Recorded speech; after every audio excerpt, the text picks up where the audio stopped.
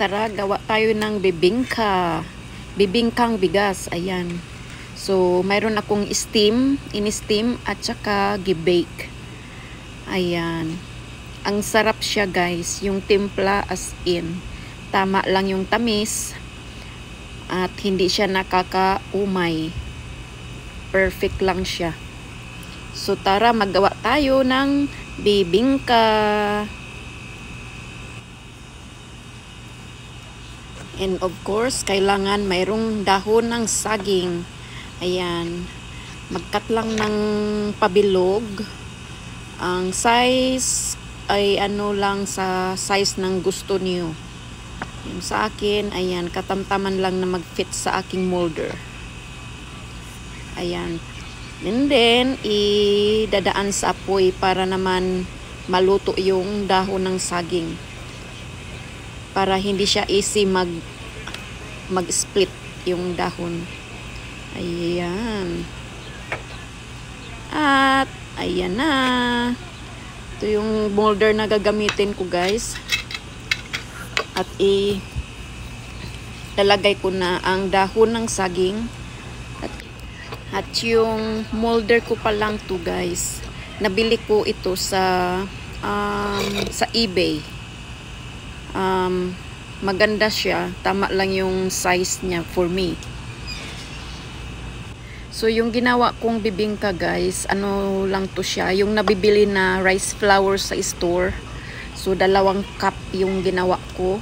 At nakagawa ako ng 25 pieces na bibingka.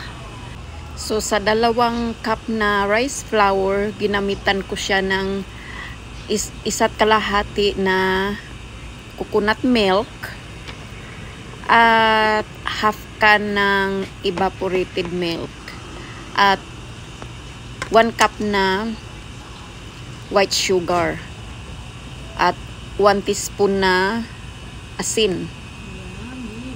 At isang sachet na, yung isang pakete na dry yeast. So, yun. So, sa 2 cup na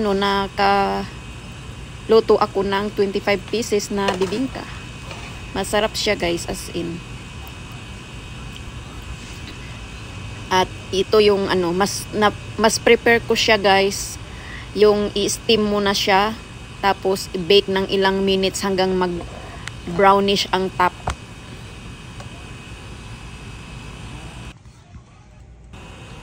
At tara, itatry na natin ang ating bibingka. Ayan guys. Makita niyo perfect yung pagka-brown niya sa sa likod. Ayan. So yeah, mas prefer ko talaga siya i-steam muna tapos i-bake ng ilang minutes sa oven hanggang mag-brown ang top. Kasi mas nakakaalsa siya pag i-steam muna kaysa i-direct iluluto sa oven.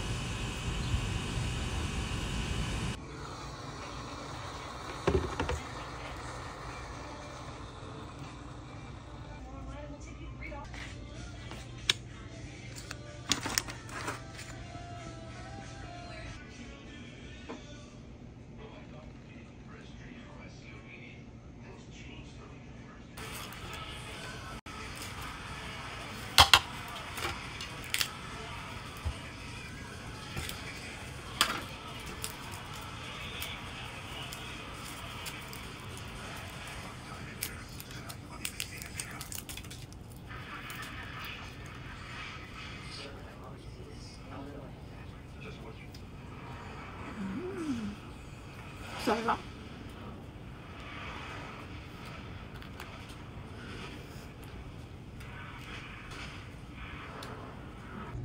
At ito naman yung diniretso ko lang pag-bake guys. Ayan. So, mas prefer ko ang i-steam muna siya. Tapos, i-bake. Kasi, pag i-steam siya, mas nakakapaalsa, pero pag i-straight sa oven, ayan, ito ang kalabasan. Hindi siya masyadong maalsa kumpara kumpara dito. And mas maalsa. Ayan. Tapos ito, parang hindi siya magkaalsa pag hindi i-steam.